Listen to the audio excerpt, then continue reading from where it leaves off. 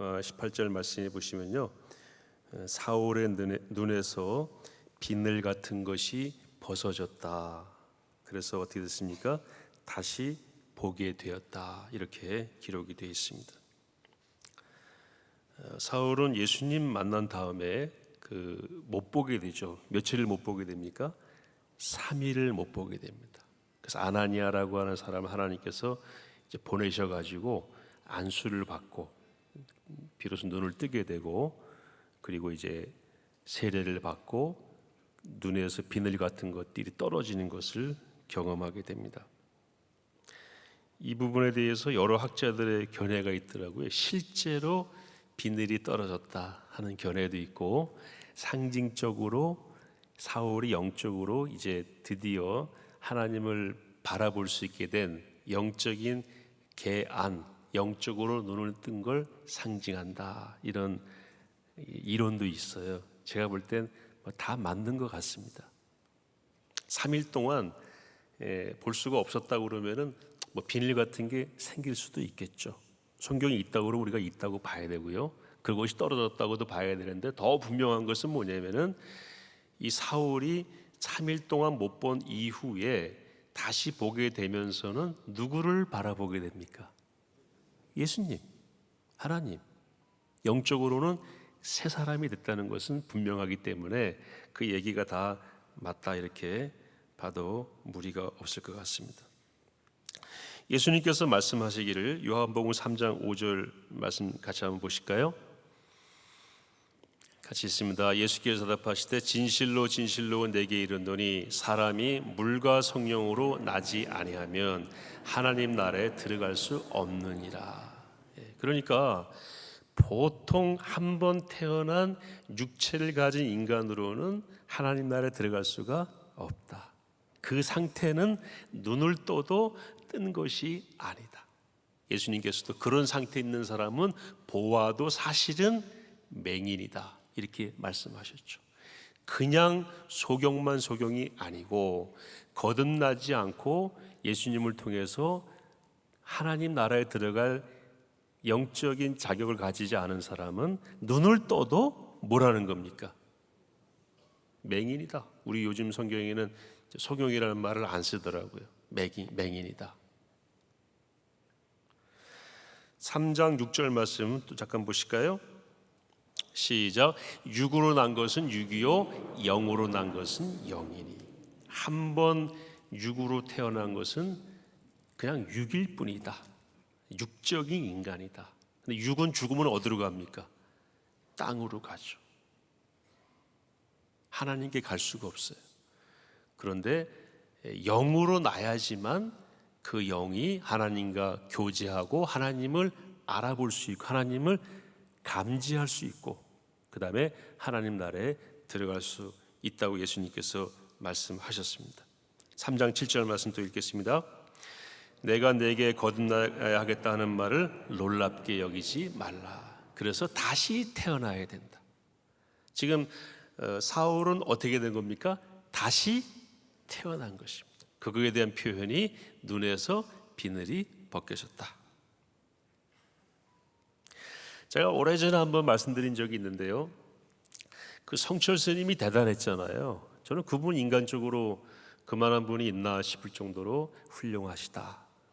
두 가지 이유로, 첫째는 당신이 죽는 걸 대충 알았어요. 죽기 전에 시를 썼습니다. 두 번째 대단한 것은 자기가 지옥 가는 걸 확실히 알고 있었어요. 이거 쉽지 않습니다. 나는 지금 죽어서 무간 지옥에 들어간다, 이렇게 말을 했어요. 우리 성경의 표현을 하면 무저갱이죠. 대단한 분이에요. 그러니까 이분이 이런 설법을 하니까 사람들이 찾아가서 무슨 말씀을 달라고 막 몰려갔죠.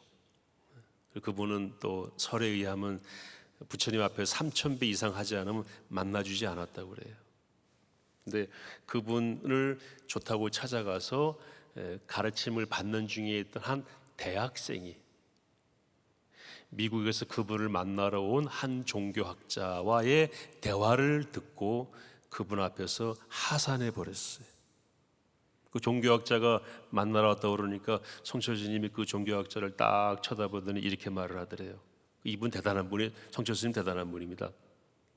딱 보시더니 죽은 사람끼리 만나면 뭐하노? 그러더래요. 요 말의 의미는 뭐예요? 너도 죽었고 나도 죽었다. 둘이 만나봤자 할 얘기가 없다. 또는 얘기를 해도 의미가 없다. 그 얘기를 듣고 이 대학생이 실망을 한 거예요. 내가 좀 살려고 여기 왔는데, 진리의 말씀을 들으려고 왔는데 나도 죽고 너도 죽었다 하니 해서 고민하다가 하산을 했어요. 그리고 성경을 보게 되고 이분이 예수님을 영접하게 되고 목사가 되기로 결심을 합니다. 그리고 아버지한테 편지를 썼어요. 아버지가 이제 드디어 진리를 찾았다고, 예수님을 만났다고, 목회자가 되기 위해서 신학대학원에 갈 거라고. 근데 그 아버지가 누구신냐면 전국 불교연합회 회장이셨어요. 그 아버지가 놀라셨죠. 말이 되냐? 아들이 그렇게 하겠다고 그러니까 꺾을 수가 없으니까, 그럼 우리 아들을 이렇게 망가뜨린 예수가 누군지를 내가 알아야 되겠다. 그래서 그분이 성경을 보기 시작합니다. 그분도 어떻게 됐어요? 예수님 믿게 됐습니다. 비늘이 벗겨진 거고 영적으로 거듭난 거죠. 이렇게 거듭나지 않으면 하나님 나라에 들어갈 수가 있습니까? 없습니까? 없습니다. 지금 사울은 스데반을 죽이고 기세가 등등해서 이제 국제 연합을 통해서 다른 나라에까지 가서 예수 믿는 사람을 죽이려고 하는 그 일에 나섰어요. 그래서 다마스커스, 지금의 시리아의 수도, 우리 성경에 다메섹으로 나와 있죠. 그 다마스커스를 향해서 막 가요. 제가 레바논 가까운 이스라엘 그 국경선에 가서 바울이 막 가슴직한 그 도로를 내려다 봤습니다. 조금만 더 가면 다마스커스에. 다메섹에 가기 전에 그 길에서 누구를 만났습니까? 정확히 표현하면 예수님이 찾아오셨죠. 9장 4절에 이렇게 돼 있어요. 사울아 사울아 내가 어찌하여 나를 박해하느냐. 그래서 사울이 깜짝 놀래가지고 누구십니까? 나는 네가 박해하는 예수다. 그 일 후에 눈을 떠도, 성경에 보면요, 눈을 떠도 보지 못했다고 그랬어요. 안 보이는 거예요. 그리고 3일 동안 이전 성경에는요 먹지 못했다고 돼 있어요. 지금 성경은 먹지 않았다고 돼 있습니다. 원어를 찾아보니까 먹지 않았다라고 한 번역이 더 원어에 가까운 것 같아요. 먹는 일이 없었다라고 돼 있어요. 먹지 않았다는 거는 뭐가 들어가 있습니까? 자기의 의지가 들어가 있죠. 먹지 못한 것은 먹고 싶어도 못 먹는 거잖아요. 그러니까 사울의 의지가 들어간 번역이 지금 번역인데 그게 더 가깝지 않나 싶어요. 못 먹은 거예요. 안 먹은 거예요. 먹을 수가 없어요. 안 먹었어요. 엄청난 충격이었죠. 첫째는 예수님 만났다는 것이 엄청난 충격이고, 두 번째는 자기가 박해하는 당사자를 만났다는 것, 그게 엄청난 충격이었어요. 그러고 나서 아까 말씀드린 대로 아나니아의 안수를 받고 비늘이 벗겨지고 이제 보게 되었습니다. 예수 믿고 우리가 그리스도인이 되었다는 것은요, 어떤 하나의 과정이 아니고 결정적인 시점이 있었다는 것을 의미합니다. 여러분, 예수님 믿고 구원받는 것이 교회를 한 5년쯤 다니니까 조금 그런 것 같고 10년쯤 다니니까 그게 완성이 되던가요? 점진적으로 예수님 만나는 게 천국 가는 하나님의 백성이라는 사실이 점진적으로 어떤 단계에 도달해서 그 자격을 얻게 되던가요? 아니면 어느 날 얻게 되던가요? 제 경험은 어느 날이에요. 불현듯 주님이 찾아오셔서 저를 자녀로 삼으셨어요. 사울도 마찬가지죠. 찾아오셔서 완전히 사울을 만나주시고 거꾸로 들으신 거예요. 그냥 예수 믿다 보니까 그렇게 되는 게 아니고 결정적인 시점이 있습니다. 그래서 우리가 그 어메이징 그레이스도요, was blind, 이전에는 장님이었는데 but 그러나 now I can see, 이제는 내가 보게 되었다. 우리 성경에는 광명을 찾았네라고 되어 있는데 영어 원어에는 now I can see, 내가 이제 볼 수 있게 되었다. 이전에는 뭐였어요? 장님이었다. 그 시점이 분명히 있어요. 비늘이 벗겨진 시점이 분명히 있고, 내가 영적으로 죽었던 상태, 볼 수 없었던 상태에서 예수님 만나고 나서 이제는 태어났다, 다시 태어났다, 거듭났다, 이제 내가 보게 되었다라고 하는 전환점이 분명히 있다는 것입니다. 오늘 4월이 그걸 우리에게 보여주고 있어요. 개인적으로도 BC, Before Christ, 예수님 만나기 이전과 AD는 아노 도민이라고 하죠. 우리 주님의 시대라, 그런 뜻이에요. 이제는 예수님을 주님으로 받아들이고 살아가는 그 시점이 분명히 구별되어서 존재한다는 것입니다. 제가 오래전에 아버지가 그 어느 의료원에 계셔가지고 그 응급실에 계셔서 한 일주일 정도 병상을 지키고 있는데, 화장실에 가면은 그 또 고통스러운 여성들의 이 고함도 막 지르고 그래요. 알아보니까 그 옆이 분만 대기실이었어요. 그러니까 아이는 나오지 않고 나올까 말까 할 때 그때 얼마나 고통스럽습니까? 막 소리를 지르기도 하고요, 막 끙끙대시더라고요. 이쪽은 그냥 아파서 신음하는 소리, 이쪽은 그 분만을 앞두고 신음하는 소리. 화장실에 가면 그 두 소리가 다 들렸었어요.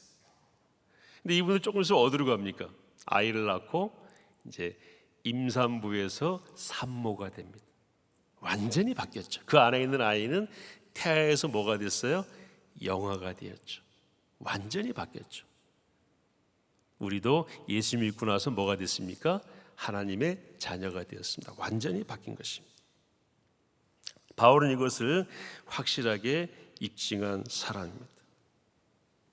이것을 우리가 코페르니쿠스적 전환이다, 이런 말을 했습니다. 코페르니쿠스가 어떤 사람이었어요? 그동안에는 태양이 돈다고 얘기했어요. 지구 중심설. 코페르니쿠스가 아니다. 태양은 가만히 있고 지구가 돈다. 태양 중심설. 이 태양 중심설을 발견한 사람이 코페르니쿠스, 폴란드 사람. 우리가 아는 갈릴레오는 100년 뒷사람이에요. 그래서 어떤 결정적인 변화를 경험했을 때에 코페르니쿠스적 전환, 이렇게 얘기를 합니다. 그러니까 완전히 뒤바뀐 거죠.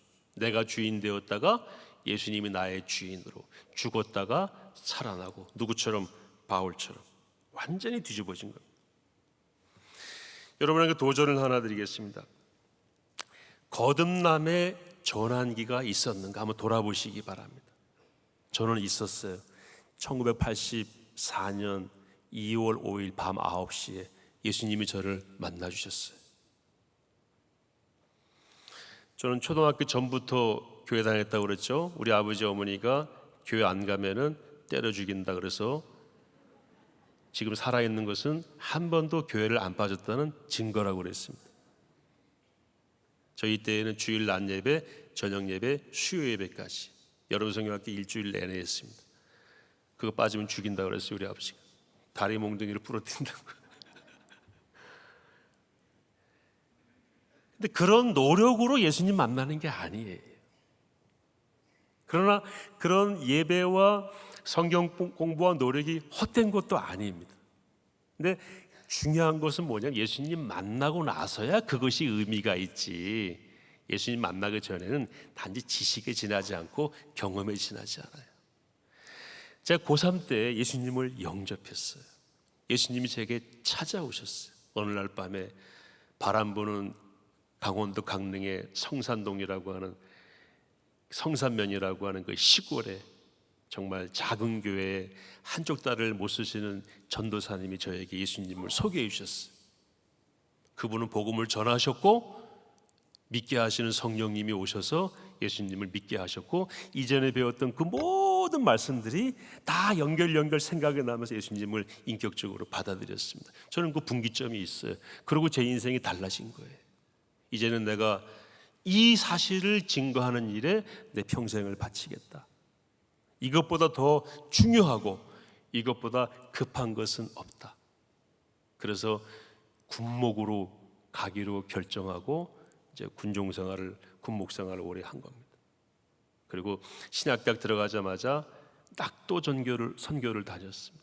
그래서 총신대학교 낙도 선교 제가 1기생이에요. 제가 처음 시작했어요. 낙도에 가서 복음을 전하러 다니는데 조그마한 배에 사람이 많이 타고 가니까 이게 뭐 전복될 위기예요. 하나도 두렵지 않더라고요. 왜냐하면 죽으면 어디 가니까? 천국 가니까. 뭐 이런 마음으로 완전히 바뀌었어요. 제가 고등학교 다닐 때 옆에 있는 친구하고 열심히 공부해서 대학을 가야 되는 이유 첫 번째가 서울에 있는 대학생이랑 미팅해 보려고. 제 옆에 있는 친구랑 그 친구 이름은 이름 부르지 않겠어요. 지금 고위 공무원으로 있는데 요 근처에 살아요. 가끔 술 먹으면 저한테 전화해요. 주 목사 잘 있냐? 아직도 고뇌가 있는 거죠. 그 친구랑 그랬어요. 열심히 해서 좋은 대학 가야지. 그래 이쁜 여학생 만나지. 그래서 열심히 공부했어요. 뭐 다른 이유가 별로 없더라고요. 예수님 만나고 나서 이유를 알게 됐죠. 그러니까 예수님 만났다는 것은 코페르니쿠스적 전환을 의미합니다. 완전히 바뀐 거예요. 사랑하는 포에버 우리 어르신들 이런 경험이 있으십니까? 만약에 없으시다면 오늘 집에 돌아가지 마시고요. 순장님께 또는 저나 이 목사님께 붙들고 말씀해 주세요. 저 그런 경험 아직 없어요. 그리고 해결하고 가셔야 됩니다. 그것보다 중요한 것도 없고 그것보다 값진 것이 없습니다. 두 번째 도전드리고 싶은 것은 무엇이냐면은 오늘 말씀 보시면 21절에 듣는 사람이 다 놀랐다고 그랬어요. 바울이 3일 동안 안 보이고 나서 세례받고 난 다음에 예수가 하나님의 아들이심을 전파하기 시작하죠. 그러니까 사람들이 놀라는 거예요. 여러분 예수님 믿고 변하면은요 보는 사람들이 우리를 보고 놀라야 됩니다. 오, 제가 저런 애였어. 저 사람이 저런 분이었어. 오, 말이 바뀌었네. 가는 방향이 달라졌네. 여러분 주변 사람들을 지금 놀랍게 하고 있습니까? 도전을 드리고 싶어요. 더 나아가서 22절에 다메섹에 사는 유대인들을 당혹하게 했다고 그랬어요. 당혹하게 할 정도로 변화를 우리가 보여줘야 됩니다. 그것이 우리 안에 있는 성령님, 우리 안에 있는 예수님에 대한 증거인 것입니다. 제가 오래전에 어느 식당을 갔는데요. 자주 갔던 식당이었는데 그 식당에 늘 부적이 방마다 붙어 있었어요. 아주머니 굉장히 친절하신데 부적이 방마다 붙어 있고 그리고 그 경상도였었는데요. 또 어느 날 갔더니 두 가지가 달라졌어요. 밥이 되게 맛있어졌어요. 그리고 부적이 없어졌어요. 제가 계산하면서 물었습니다. 사장님 왜 부적이 없어졌어요? 그랬더니 그분 제가 목사인 줄 알거든요. 목사님 제가 얼마 전부터 교회 나가기 시작했대요. 예수님 만나고 이게 다 의미 없다는 걸 알고 다 뜯어버렸대. 그리고 새벽기도 가는 시간이 너무 좋아서 자기가 운전을 못하니까 새벽에 매일매일 택시를 예약해 놓은대. 그럼 자기 태우고 집에 가서 교회 가서 새벽기도 하고 그 다음에 식당에 일찍 나오고 기쁘게 일을 하니까 밥도 어때요? 맛있는 거예요. 주변 사람들이 다 알아요. 놀랬습니다. 아, 이분 정말 예수 믿는구나. 이분 예수님이 들어가셨구나. 거듭났구나. 코페르니쿠스적 전환이 이루어졌구나. 즉각적으로 예수님 믿으면 변화가 되게 되어 있습니다. 오늘 설교 제목은 무엇입니까? 복음에 대한 반응은 즉각적이고 그 다음에 우리가 영아처럼 거듭 태어났지만 자라가는 과정, 성화의 과정이 그 다음에 필요한 것이죠. 이 두 가지가 다 나타나야 그리스도인의 표시인 것입니다. 이걸 여러분들에게 도전드리겠습니다. 오늘 거듭나지 못한 분들은 돌아가지 마세요. 돌아가셔봤자 의미 없어요. 예수님 만나고 가셔야 됩니다. 두 번째는 예수 믿고 변화됐으면 뭘 보여야 됩니까? 점진적인 변화의 과정을 보여줘야 됩니다. 그런 삶으로 하나님께 영광 돌리시고 세상을 변화시키는 일에 아름답게 쓰임받게 되시기를 축복합니다.